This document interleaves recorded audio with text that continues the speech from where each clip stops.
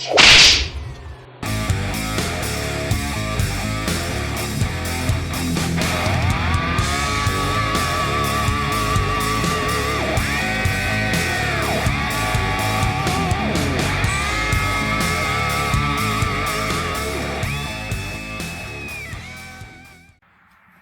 my Sane friends. In this video I just wanted to show you real quick, if you have no spark on your push mower and you want to replace the coil, because that's usually what it is, the coil is bad. You have the coil right here.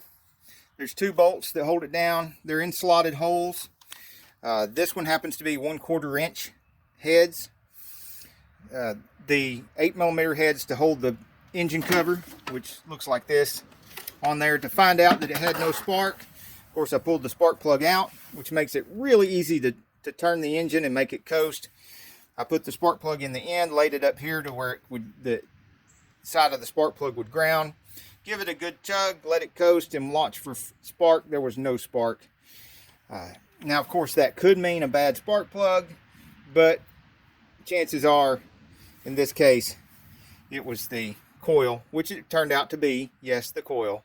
You can't just slam these on here and tighten the bolts up in there. You got to put your hand behind it, one finger on each side, and make sure it's pushed all the way up against there with a business card in between, because you need about 20 thousandths of gap. And then once you're tightened down the two bolts, just simply pull the business card out, and voila, you have the perfect gap on both sides, here and here. Now a caveat here is some of these flywheels, as you turn them around, some of these flywheels will have low spots and high spots. Low spots, this one does not. This one's pretty consistent all the way around. So I didn't have that problem, but just in case you do, look to see if you've got high spots and low spots. If you have high spots and low spots, you want to turn that to where your high spots are facing your coil, and put the business card between the highest spot and the coil. That way you don't end up with your coil too close there, and then when the high spot comes around, bam, it wrecks it. You don't want that to happen. After that, you just put your cover back on and you got a good running mower again. When you put your spark plug back in, don't forget to put a little bit of anti-seize on the threads of the spark plug and a little dielectric grease before you put your wire back on your plug.